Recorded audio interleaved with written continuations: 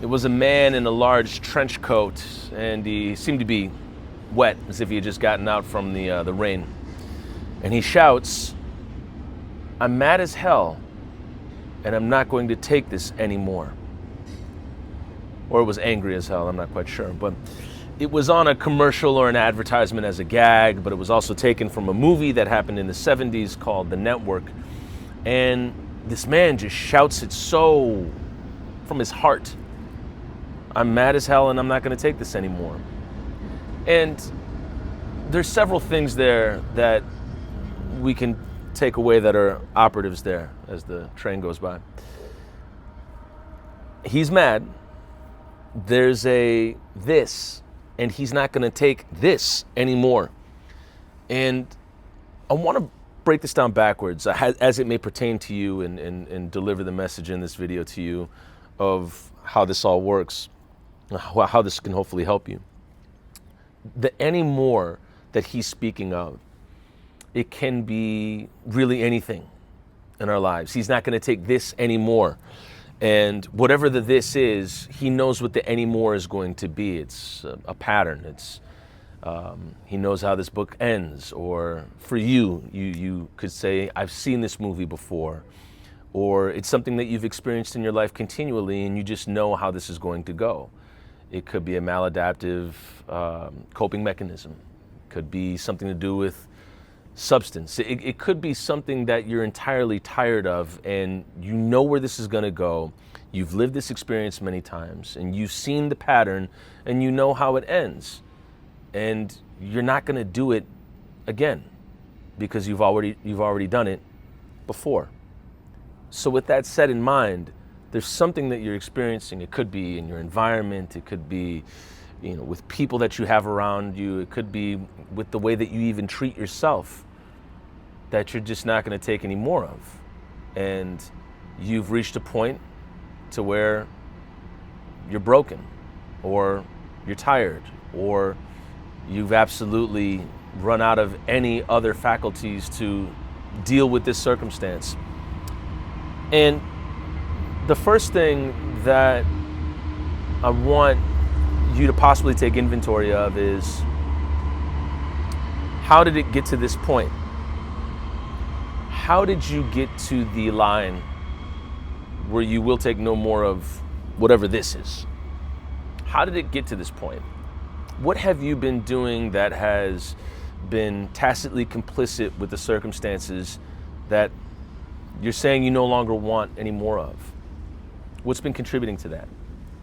And if you can find that and take responsibility for it, which just means maybe even writing it down or just acknowledging it, you then understand that you've been engaging in a cyclical activity or a cyclical behavior or essentially a pattern. And now we get to the this. And this is the interesting part, because the this can be a lot of things. As I said earlier, it can be a substance, it can be an environment, it can be people around you. You can be the way that you've been speaking to yourself, the way that you've been treating yourself, the way that you've been talking to yourself. It could be your living room arrangement. Whatever it is, you're not going to take any more of it. And I think it's extremely important to acknowledge, when do we get to that point where we will no longer tolerate a circumstance, a language, a substance, a certain mode of behavior, a way that we're being in life, because we don't want more of it. We know what it is. It's not serving us, or it may not be serving other people around us, or it may not be serving us to serve other people around us, and we're not going to take any more of it. What is the this? And can you truly lock in with what that is, what that thing is? And a lot of times we'll find that it's inside of us. It's what we've been allowing. It's what we've been taking on. When I go back to the past video, do people treat you the way that you've allowed them to treat you, or are they treating you the way that they've been treated, and how do we break the cycle? I'm going to push that a little bit further and ask you, how have you been treating yourself, and how do you break the cycle? Break this down with a story, as we usually do in these videos. It was a while ago. was a while ago. A thing happened, and I'll just be as vague as possible about this. And a thing happened in the community, and I was messaged, hey, can you come out to address this?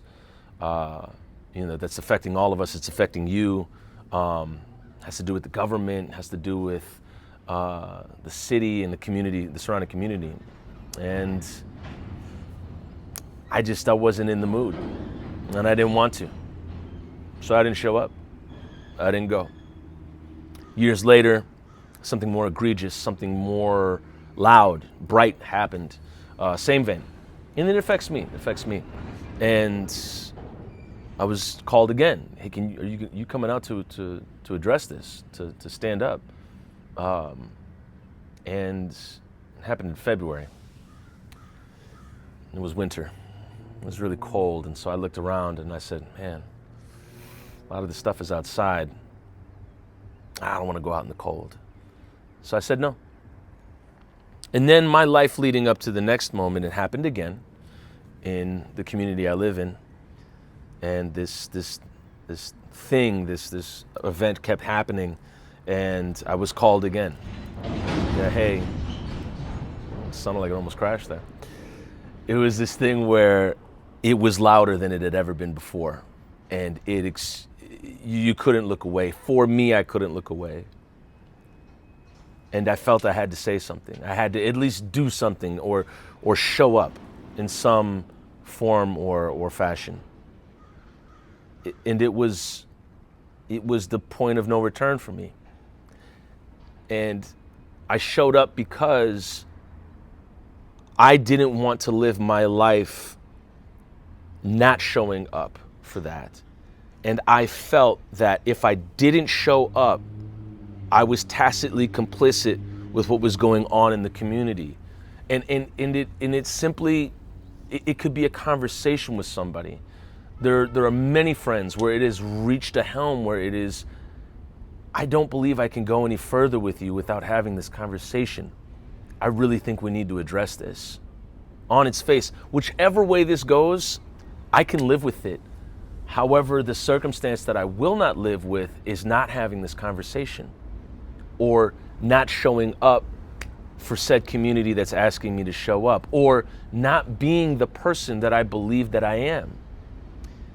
And when you come to this point, I think the question for you is, what is a life lived in honesty?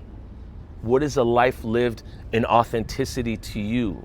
What is a life lived in your truth, as opposed to the opposite side of it, where a lot of people reach this threshold or this line and then continue on with business as usual, even though they know that quietly on the inside, it's torture. It's some form of self-harm to just continue on and not say anything.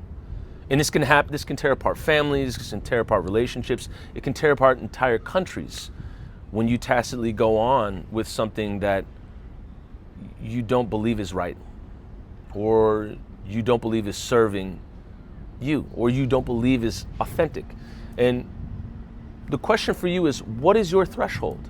What is going on in your life right now that you've wanted to change for a long time? And instead of waiting to get to that point of no return, what can you change right now? What can you do right now that preemptively shores up what you might have to address down the line? And a lot of people, we talk about this with my mom, who was a clinical oncology cancer nurse specialist. Say that 10 times fast. And she worked with a lot of people in the winter of their lives, towards the end.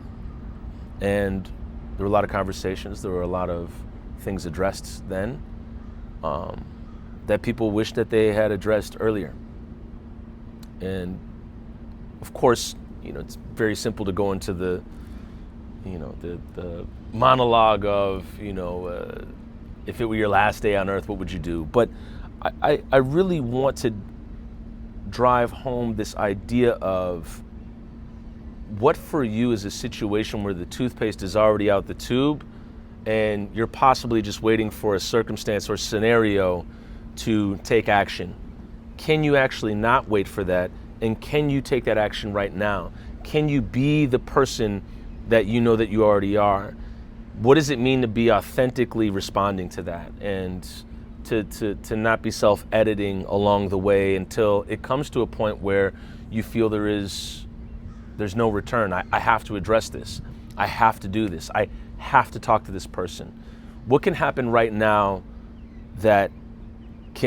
what can happen right now that will support you and support you to support the people around you, where you won't have to wait until that threshold is reached? And I really want to wrap up on this. The man that I mentioned at the beginning, he says he's mad as hell and he's not going to take this anymore. Why wait until you're mad as hell? If you know that there's something that you will not tolerate any more of, why wait until you're mad as hell? Why not address it right now?